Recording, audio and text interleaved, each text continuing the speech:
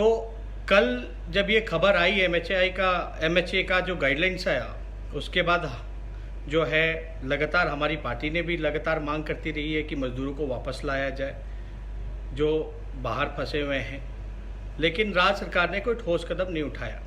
बिहार में हालांकि double engine की सरकार है, केंद्र और राज्य में एनडीए की सरकार है, और डबल इंजन की सरकार में बिहार के लोग जो हैं, जो प्रवासी मजदूर हैं, जो बिहार के लोग जो बाहर हैं, जो श्रमवीर हैं, जो फंसे हुए हैं, अभी तक कोई कदम नहीं उठाया गया जिससे वो वापस आ सके।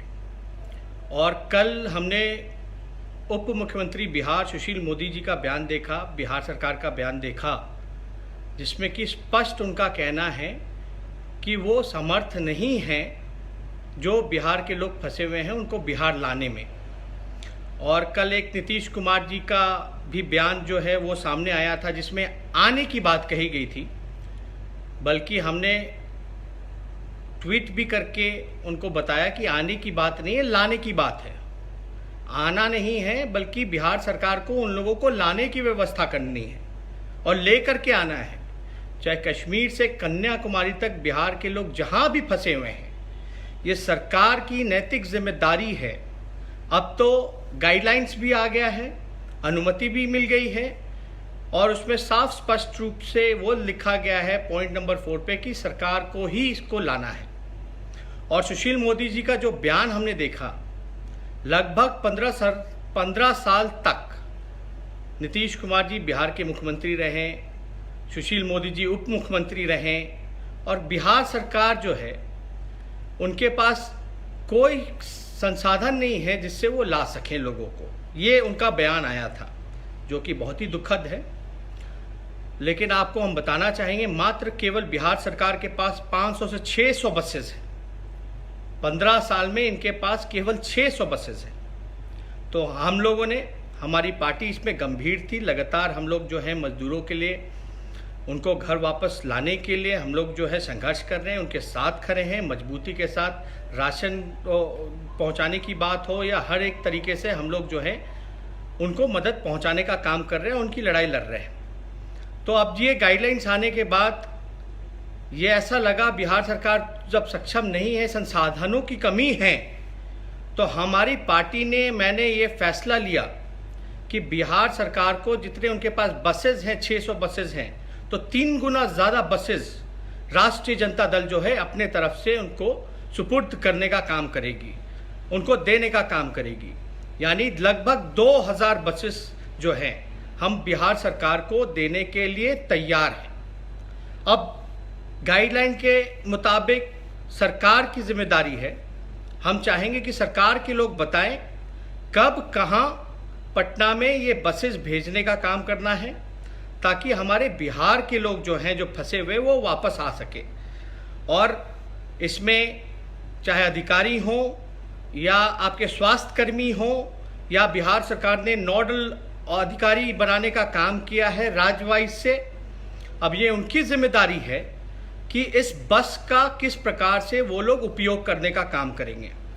और मैं चाहता हूं कि बिहार सरकार जो राष्ट्रीय जनता दल 2000 बसेस की इंतज़ाम किया है, उसको राज्य सरकार उसका उपयोग करे, और हमारे जो भाई जो फंसे हुए हैं बिहार के लोग, उनको वापस लाने का अविलंब, मैं माननीय मुख्यमंत्री जी नीतीश कुमार जी से हाथ जोड़ करके कहना चाहता हूं कि अब सोचने का वक्त नहीं है, अब कर्तव्य निभाने का काम है, आपको करना चाहिए, कर्तव्य निभाना चाहिए। अब सोचने का बिल्कुल समय नहीं है, क्योंकि उनका दर्द अब हम लोगों से देखा नहीं जा रहा।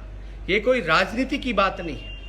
आपके पास व्यवस्था में कमी थी, हम लोग जो है संसाधनों की कमी थी, तो हमारी कोशिश है कि उसको हम लोग अपने हिसाब से जितना हो सकता है हम सरकार को सहयोग करें, सरकार के दिशा निर्देशों का पालन करें। हम लोगों ने लगातार किया है और करते रहे हैं।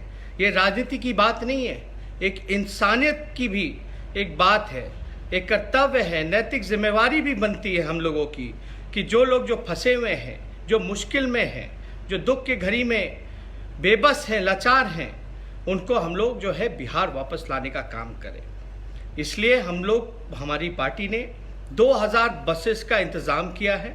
मैं चाहूँगा कि बिहार सरकार के लोग इस पे बताएं कि कहाँ बसेस भेजनी है, वो हम लोग भेजने का काम करेंगे और पूरी तरीके से बिहार सरकार जो है बस का इस्तेमाल करे, लोगों को लाने का काम करे और ज़्यादा कुछ ना कहते हुए, जब सुशील मोदी जी का बयान आया, इतने सालों तक उप मुख्यमंत्री रहे, तो काफ़ी दर्द हुआ कि बिहार जो है सक्षम नहीं है। ऐसा लग रहा था कि ये लाना ही नहीं चाहते हैं बिहार के लोगों को। और यही पार्टी है बीजेपी, जिसके उप मुख्यमंत्री सुशील मोदी जी नेता हैं। सरकार जो है चोरी छुपे बना लेते हैं, विधायकें खरीद लेते हैं, विधायकों को बुलाने के लिए चार्टर्ड प्लेन भेज सकते हैं, लेकिन हमारे गरीब भाई मजदूर जो फंसे हुए हैं उनको बुलाने में असमर्थता जताने का काम कर रहे हैं। मतलब बेबस है सरकार के पास, ऐसा लगता है कुछ नहीं है। वही बिहार सरकार है, आदरणीय नीतीश कुमार जी, पीआरडी डिपार्टमेंट में लगातार जो है 500 करोड़ रुपए खर्च होते हैं विज्ञापन पे, 500 करोड़ रुपए विज्ञापन पे खर्च होते हैं, लेकिन हमारे मजदूरों को लाने के लिए संसाधनों की कमी हो जाती है। ये बहुत ही अफसोसजनक है, दुख होता है। और हम लोग जो हैं, आप सबको पता है, हमने ये फैसला किया है क्योंकि 1 मई शुक्रवार जो कल है, उसको हम लोग जो है अंतर्राष्ट्रीय मजदूर दिवस के तौर पे मनाते हैं।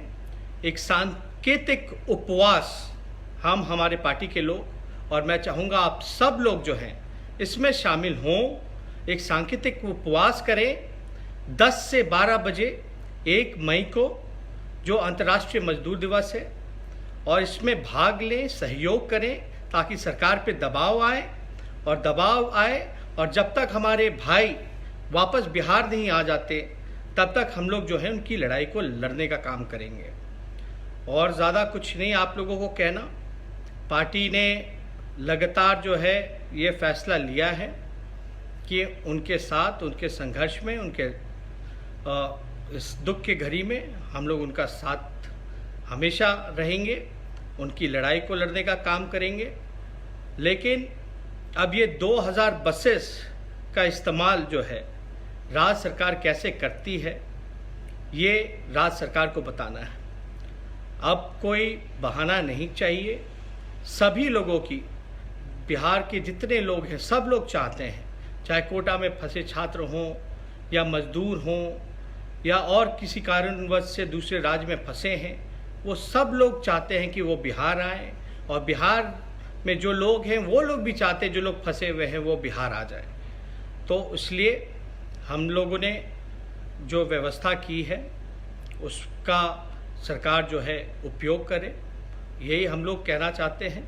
ज़्यादा कुछ नहीं, लेकिन राज्य सरकार को थोड़ा गंभीर होकर के जो है हम लोग लगातार सहयोग कर रहे हैं। उनको भी जो है एहसास दिलाना चाहिए, जनता ने उनको चुना है जनता के भलाई के लिए।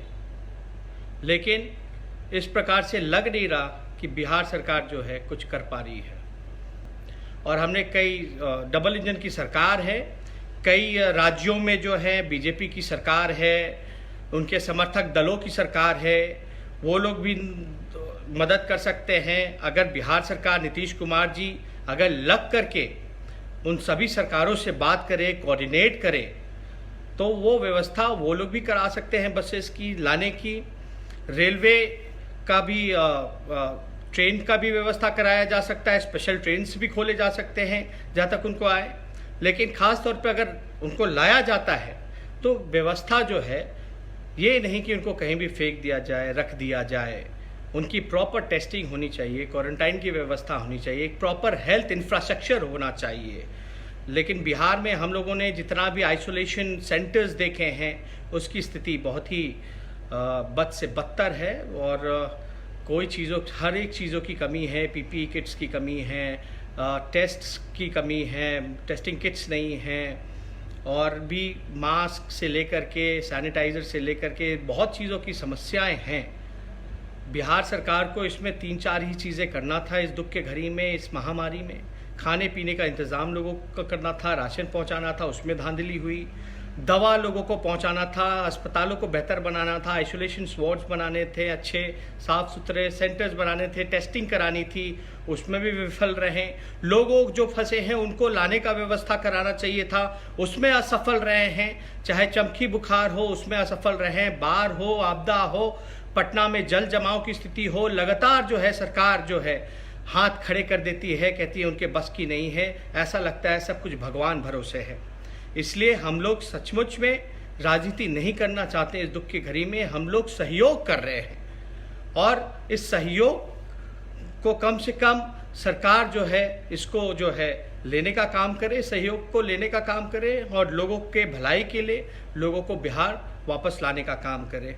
इसलिए हम सभी लोगों से ये अपील करेंगे कि वाकई में आप सब लोग अगर एकजुट होकर के जो 1 मई का जो राष्ट्रीय जनता दल और हम सभी लोगों का कार्यक्रम है सांकेतिक उपवास, घर में ही बैठ करके शारीरिक दूरी बना करके गाइडलाइंस का पालन करते हुए अगर हम लोग ये करते हैं, एकजुट रहते हैं, क्योंकि एकता में ही शक्ति है, तो मेरे ख्याल से राज्य सरकार की आंखें खुलेंगी, नींद खुलेगा और वो बेशक जो है हम लोग कामना करते हैं नीतीश कुमार जी से कि आप आगे बढ़ें। हम लोगों से जो हो सकेगा हम लोग करेंगे।